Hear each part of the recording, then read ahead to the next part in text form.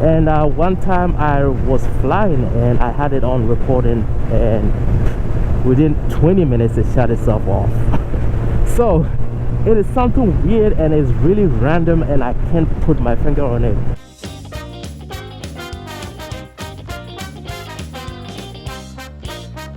Good morning, good afternoon, good evening. Wow, it's a beautiful day, about 48 degrees Fahrenheit. Not sure what that Celsius, but I believe it is in the teens. Lovely. So I have converted my bike back to streets after the riding season. I mean track days. So this vlog today on my way to work is basically asking for help if the video is not seen by many too late.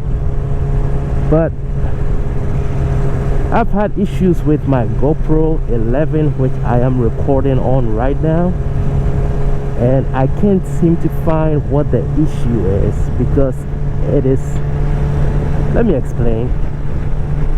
I bought this GoPro about 2 weeks before the 12 came out, and I used it one time the weekend I bought it, and never used it for over, I want to say close to a year. Then I picked it back up and started using it, and at the moment I didn't see any issues. The only issue that I had was one time I did about a 25-minute ride. Ooh, it's wet. I didn't want my bike to be dirty.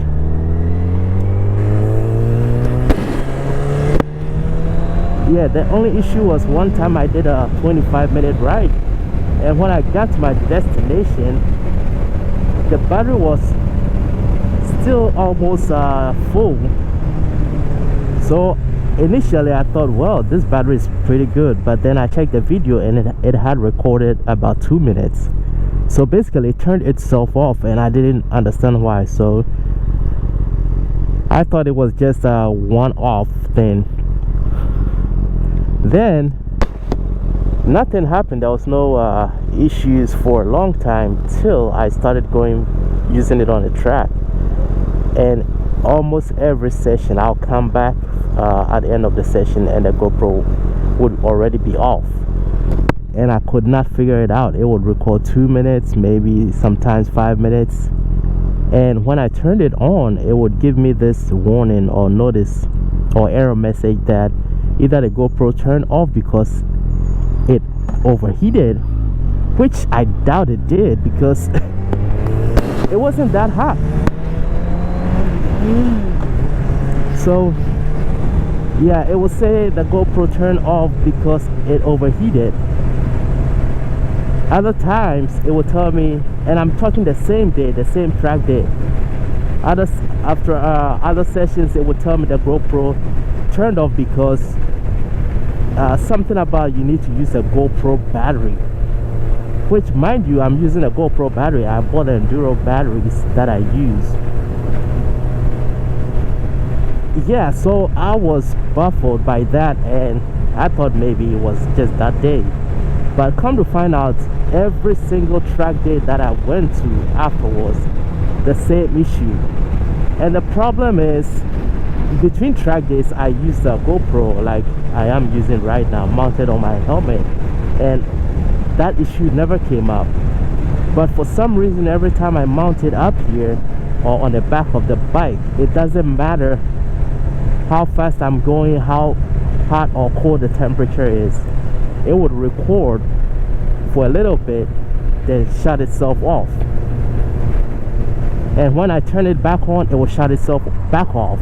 So I actually had a video that I sent to I had a video that I was planning to send to GoPro. I did call GoPro customer service and we tried to troubleshoot it. I bought a new SD card and all the jazz, the fun jazz. Like I got it reformatted. I got a new update, software update manually. I did everything, and it would not fix the issue. And like I said, it doesn't do that often when I mount it on my helmet. I have tried recording with it in my car, and I don't know if that could have replicated the issue because I was using external power source. But anyways, I didn't encounter that issue. But every time I mount it up here or somewhere on the bike, I don't know if it's something to do with the sound, but yeah, that is what I'm asking, if anybody has encountered that issue with their GoPro 11 or any GoPro. And the reason I believe it's my camera issue is I've had the GoPro 3 Plus Black for quite a while now, and on all these track days I talk about, I've had the 2 cameras, and the 3 Plus would have no issue. Doesn't matter where I mount it, it will still record. So yeah, I believe it's an issue with this GoPro 11 that I have. So just want to put it out there to see if anybody has a similar issue and if there was a fix for it. Yeah, I know the best option is to get a different camera. I'm going to buy a new one anyway, which will definitely not be a GoPro. Yeah, so if anybody has had this issue, please help me out. Put it down in the comments too. Let me know what you did to fix the issue, because it is really, really annoying. I remember the first time I rode a motorcycle. That was the first time I owned a motorcycle. I had never ridden a motorcycle before I bought one. It was a Honda Shadow VTX. I think it was 599 cc's or something like that. I don't remember it. I think it was a 2004. For some reason I don't remember the year for my first 2 bikes. So my first bike was a Honda VTX, Shadow VTX, which I was really disappointed. So I remember going down the neighborhood my first time when I hit 35 miles an hour. It was very exciting, at the same time very scary. Yeah, I didn't have a helmet or nothing. I had just brought the bike home. Yeah, and I taught myself to ride the bike. Yeah, I crashed on that bike twice and almost did a bigger one the third time. So the first one was, so the bike had been sitting for a while, so the throttle was sticking. So it was a cable driven throttle. I was getting out of the neighborhood and getting onto the neighborhood street, and so I twisted the throttle slightly and it wasn't doing nothing because it was sticking. Then all of a sudden it let go and it shot me across the street, and luckily it was grass.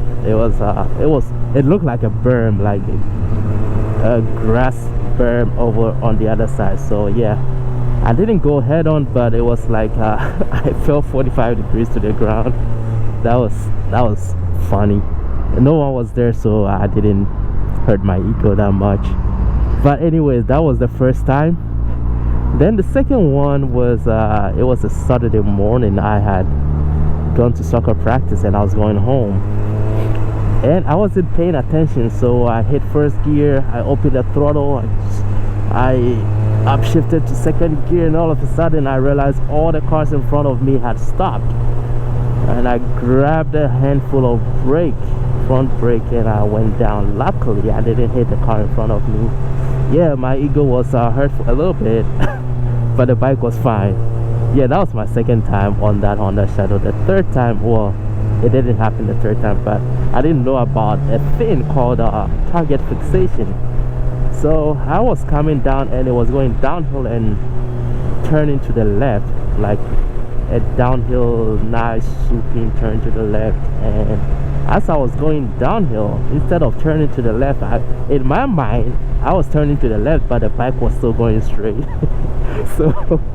So I had my my left leg. I don't know why we do that. I don't know if it was even gonna help if I had jumped off the bike, but yeah, that was what I was doing. I had my left leg out, and for some reason I was able to to come out of it, but it was very close to the curb on the right side, and there was no cars around. So yeah, those were my first 3 scares on a motorcycle. And yeah, I didn't know about target fixation till after my second or third bike. Yeah, I think so.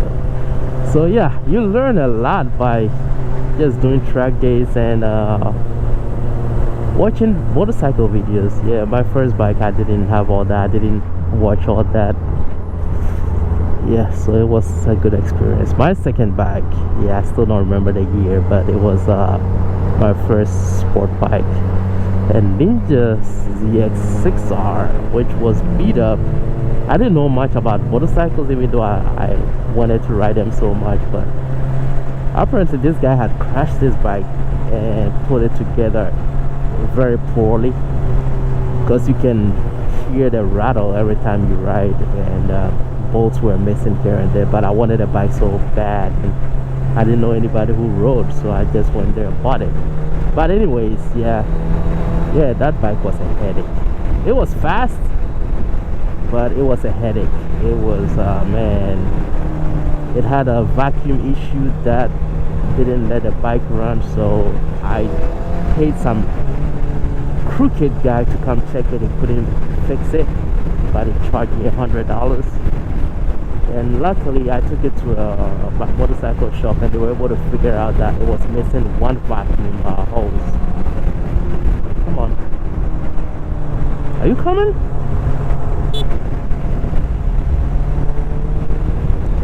Yeah, so it was missing a vacuum hose, and once they fixed it, it was good. The engine was good, and it had so many issues on that bike.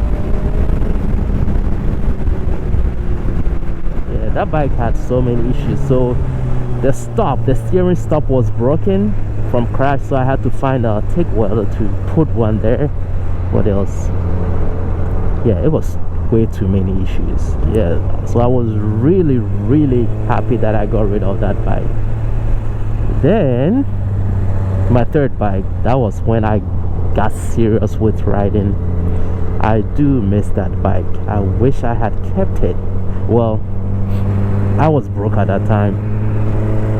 My first 3 bikes, I was, well, my first 2 bikes I was broke.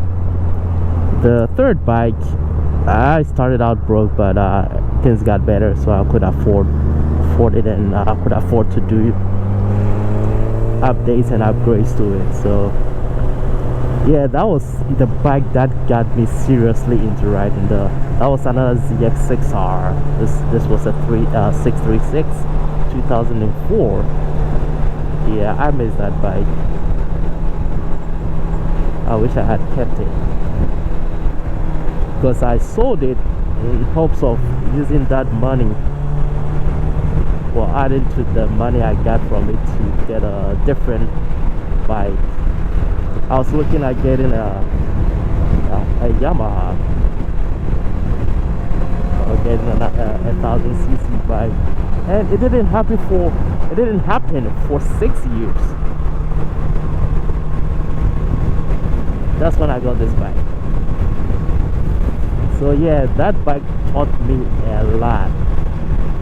I would say 90% of what I know about bikes right now, I learned on that 2004 ZX6R. And I still like Kawasaki's, but I want to try motorcycle brands that I've never owned before. So Yamaha, Ducati. So the issue with Suzuki's, I really do like Suzuki's. I like the way they look, and I've heard people say they are so comfortable, they ride really good. But the only thing I cannot get over is the front. That one big single, I don't know what they call it. Well, I'm talking about the big headlights. I can't stand it. I can't stand that big, that one piece headlight. So that is the only reason I haven't looked at Suzuki.